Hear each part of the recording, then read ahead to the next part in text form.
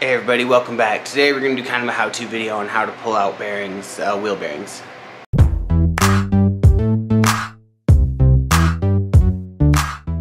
This is what we got so far here. I'm stuck on a Honda. I'm trying to pull the wheel bearing out and ended up blowing out the bearing, so there's just the race in there. So I'm going to show you how to use a bearing puller. The kind of main parts of it I have them kind of laid out for this car specifically, so I'll just kind of show you.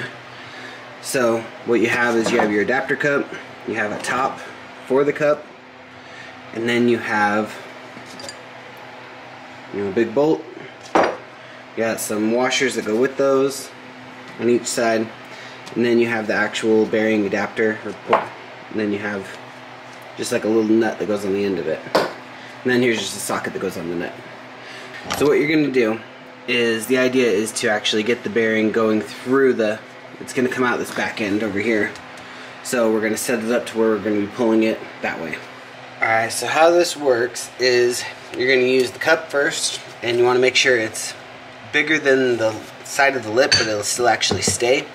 If you get one too small like this, it'll sit on that lip, and if it pushes in, you could actually bend your edge up, kind of mess it up. So it's good to have something a little bit bigger, but still on there sturdy where it's not going to go anywhere.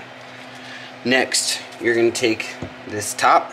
It has kind of a tapered end, so it'll fit on several different of these cups. So you can fit one there, but also fit on there. So find the right size cup for what you're doing, and then you're going to take your bolt with a washer and run it through. Alright, while we're doing that, I'm going to flip this guy around and get a better view of what we're doing.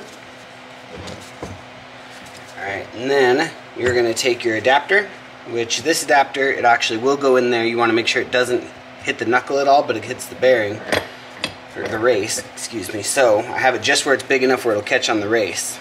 And I might be able to go up one bigger size to kind of catch the edge, but I want to see if I can do it with this one and just not risk any, risk it touching there at all.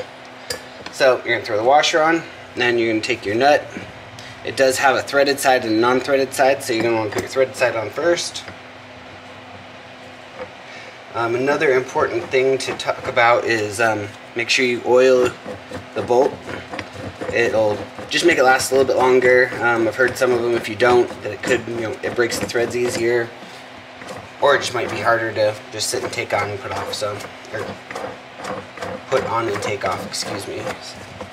So, just a good idea to do. And then you want to straighten everything up, kind of do one more final check as you're tightening it up. Make sure everything is straight. If you look there, it's actually not straight on the cup, so I'm going to knock it to where it is. We're going to have a straight pull, an even pull, and then snug it up. Now, you're going to take your socket, put it on there, and we're going to pull it out. You are going to also put like some sort of breaker on this side so it doesn't sit and spin. And another big thing, they tell you not to use an impact on this at all. Because if it is uneven or something like that, you're just going to race through and mess everything up really fast. If you're doing a hand one and you see it kind of go uneven, you can catch it, and it minimizes the consequence of actually not having it straight. So it's a good idea not to use an impact. Some people do it, some people don't. Just just know what you're doing when you are, if you're going to use it. Now I'm going to go ahead and take this off.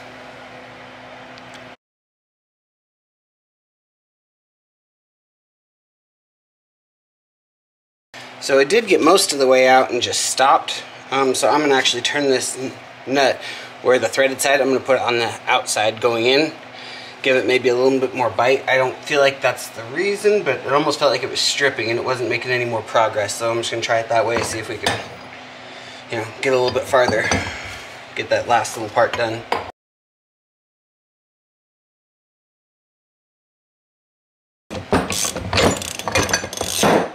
That was it.